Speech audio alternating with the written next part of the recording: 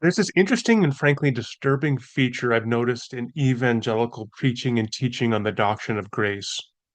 And that feature is that it often makes grace look not appealing, but rather offensive, even grotesque.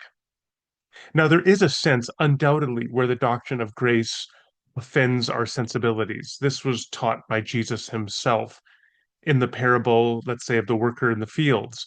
So the landowner goes out early in the morning, 6 a.m., 9 a.m., noon. He keeps hiring workers and he negotiates the set sum of pay for them and he sends them into the field. And then he comes to the marketplace at 5 p.m. and he takes some additional workers and he puts them into the field as well to work. And at the end of the day, after only having worked for them 1 hour, they end up receiving the same pay as workers who had been laboring early in the morning. And the workers who have been laboring early in the morning are understandably frustrated that workers that were hired late in the day were paid the same amount. And the landowner says to the workers who began early in the morning to labor, did you not agree to have this pay? Why are you begrudging me to be generous to others? So grace can be offensive. Now there's another example of this from the teaching of Jesus, a great example, and that's the parable of the prodigal son, which really is, as has often been pointed out, the parable of two prodigal sons. So there is the son who was one that we know as the prodigal, who went off and lived a libertine lifestyle, and after all his resources had been expended, he returned hat in hand, ashamed to his father. And then there's the second son who labored faithfully for years. And then when the first son returns, he begrudges that the father runs and embraces him and then kills the fatted calf and had a large celebration for the return of his younger son. And the older son is begrudging that. And the father has some words for the older son at the end of the parable, rather not unlike the words that the landowner has in the other parable for the workers who are working from the early morning. So grace can, yes, it can be offensive. But here's the interesting thing. When Jesus talks about grace being offensive, you know who it offends?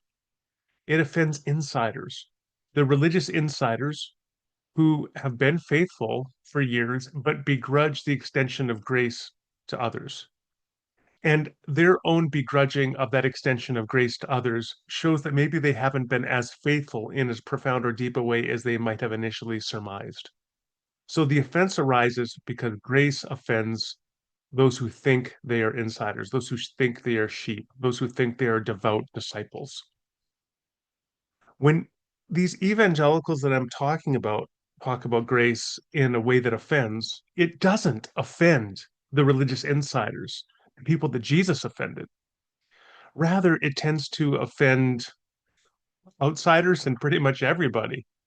And I want to give you an example of what I'm talking about. And this comes courtesy of Frank Turek, who always has an endless repository of theological um, material, theological material to critically engage. So I'm going to play a clip from this short video, about 1 minute. I'll play that he just posted yesterday on Twitter, and then we're going to debrief it.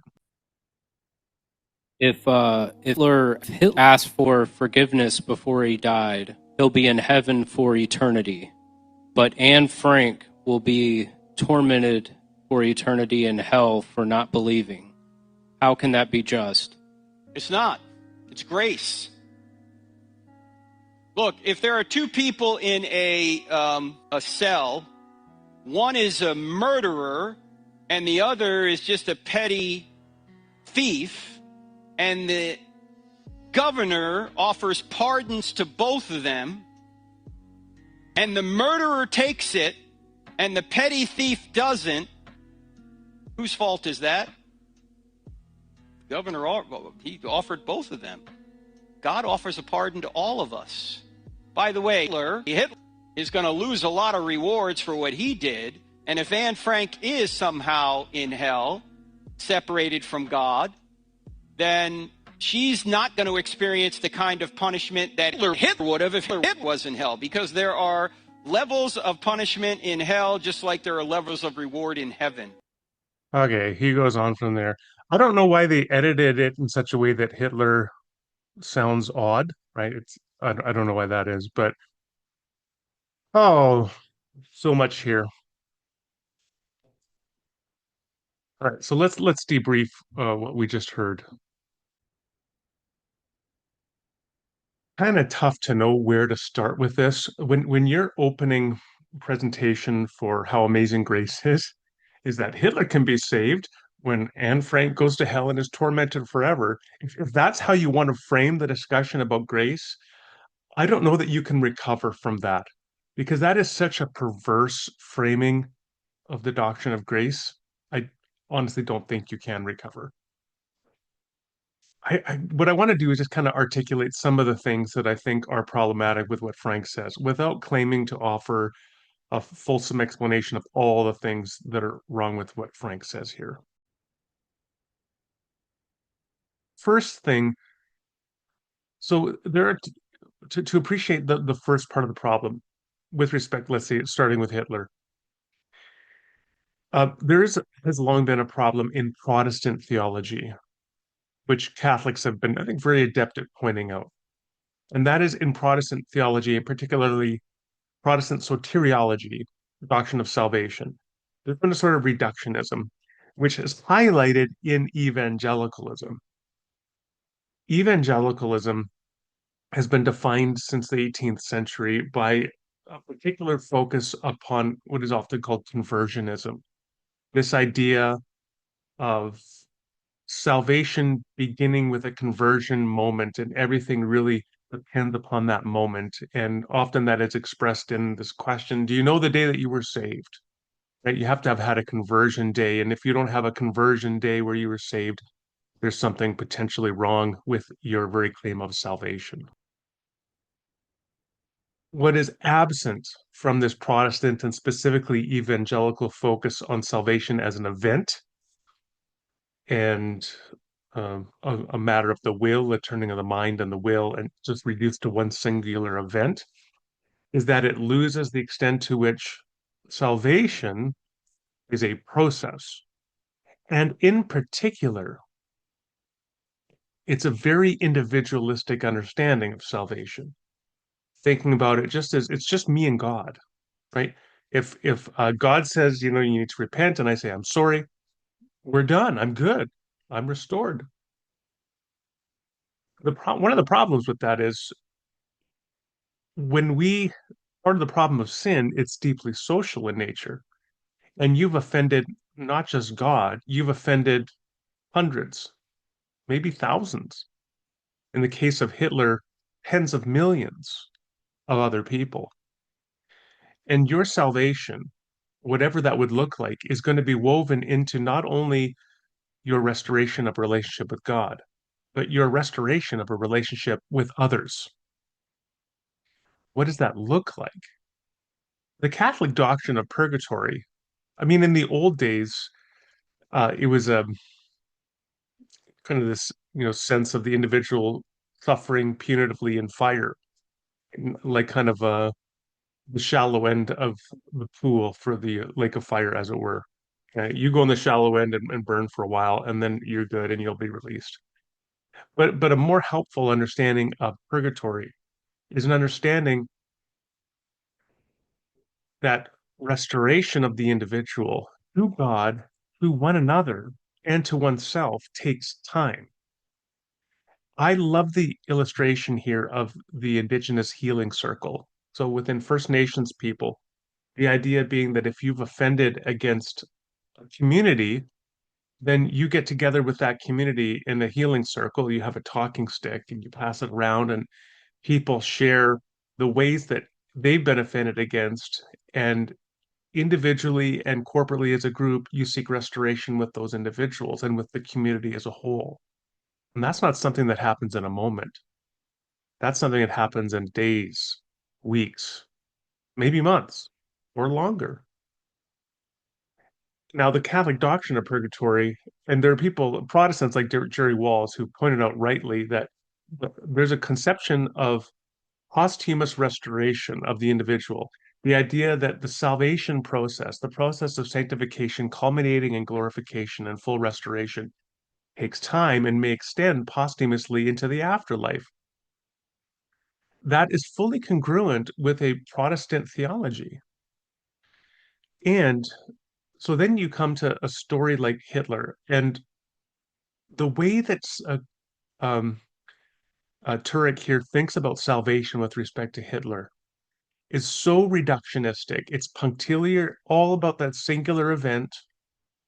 You've just changed your mind, prayed a sinner's prayer, and that's it. There's no need to be restored to anybody else, or to work through the full implications of what that means in yourself prior to being fully restored. It's all just in a moment, in a twinkling of an eye, to talk about how somebody might, I think, misuse Paul's language in 1 Corinthians 15 about being changed.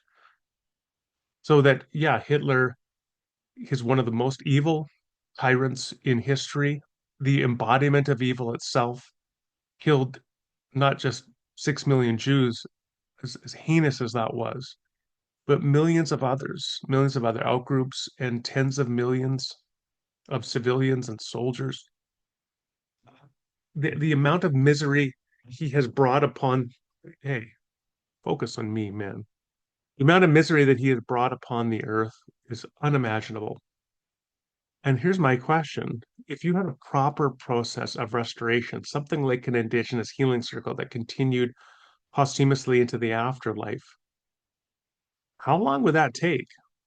How long would it take for Hitler, if he was truly repentant, how long would that take for him to become restored, to heal the breach of all these relationships with millions of people? It would take a long, long time. It doesn't happen in a moment. And that is fully congruent with grace. Because the very fact that you are even invited into the healing circle to seek restoration with those against whom you've offended so egregiously, that itself is an embodiment of grace. And that is a far, far more plausible understanding of what grace would look like and how it would be embodied than this gross individualistic reductionism that Turek talks about here with respect to Hitler. So that's the first part. Now let's talk about the second part, Anne Frank. So the person begins asking the question, and he says to Turek, so there's two things here at least. So the one thing is that he says he talks about Anne Frank being tormented in hell, and it seems that Turek, to his credit, perhaps his intuitions appear a little uncomfortable with saying Anne Frank's being tormented in hell. So he uses more neutral language. He says separated from God. Now, that's in one sense, I understand why he uses that softer language, but it's also, I think, weasel words, which help Frank to avoid dealing with the full cognitive dissonance of the theology that he is proposing. That here's a teenage girl killed in Auschwitz uh, by, confessing ostensibly Christian Nazis, killed in Auschwitz, who then is going to suffer eternally in hell. So it's nicer to talk about it as just separation, even though that is shielding Frank and his audience from the full implications of what he is proposing here. So that's the first thing. Second thing is the questioner framed the damnation of Anne Frank simply in virtue of her failing to believe. So she didn't believe Jesus was Lord or something. So she's now going to be tormented in hell. And incredibly, Frank Turek doesn't push back on that. He accepts it was all a matter of her failing to accept certain propositions as true, failing to believe, which again is, to my mind, a grossly reductionistic understanding of what salvation is. And one thing that is completely missing here is horrifying. Is so it's all on Anne Frank because she didn't accept Jesus as her Messiah in the concentration camp. He can now suffer, be tormented forever in hell. Well, Frank wants to call it being separated. This should, and contrast it all the more with Hitler, who prays a momentary sinner's prayer before he dies and goes to heaven. This should offend our sensibilities. And this is completely different from the religious insiders who are offended by Jesus' articulation of grace. This is not that. This is something that would offend anybody because it's not just grace. Turek says, "Well, grace is not justice; it's different." Well, this is profoundly counter to justice and a love, any reasonable conception of God as a loving being. And one thing that's completely missing from the way that he talks about Anne Frank is this question. What about a person who rejects a gospel falsely presented? It's, I mean, if I were a Jew in the concentration camp and my exposure to Christianity was the Christianity of the Third Reich, of course I would reject that. Who wouldn't? And that is an indictment on Christians. And as I said in another video recently, if Jews rightly reject Christianity during the Third Reich because it is Nazi Christianity, how many people today are rightly rejecting what the evangelical church in America or North America presents? Let's say America, which is this MAGA Christianity that is more conformed to the image of Donald Trump than to Jesus Christ. Are they rejecting Christianity? I'm I don't think that's clear at all. I think on the contrary, in many cases they are rejecting an idol, a false presentation of Christianity.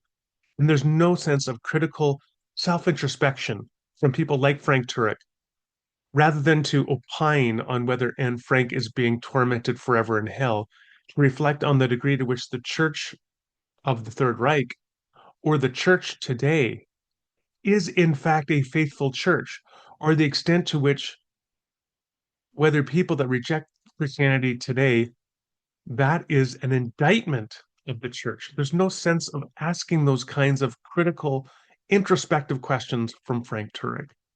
Now, those are just some of the reasons why I find this discussion about grace to be so perversely off-putting. And it is a true tragedy that many people, they would come maybe even open to hearing a presentation of the gospel, of the incredible dynamic power of grace. But what they would be left with is Hitler can pray a quick sinner's prayer a moment before he dies and be in heaven, and Anne Frank is gassed by Hitler's followers in Auschwitz and ends up tormented forever in hell. And that is a tragedy.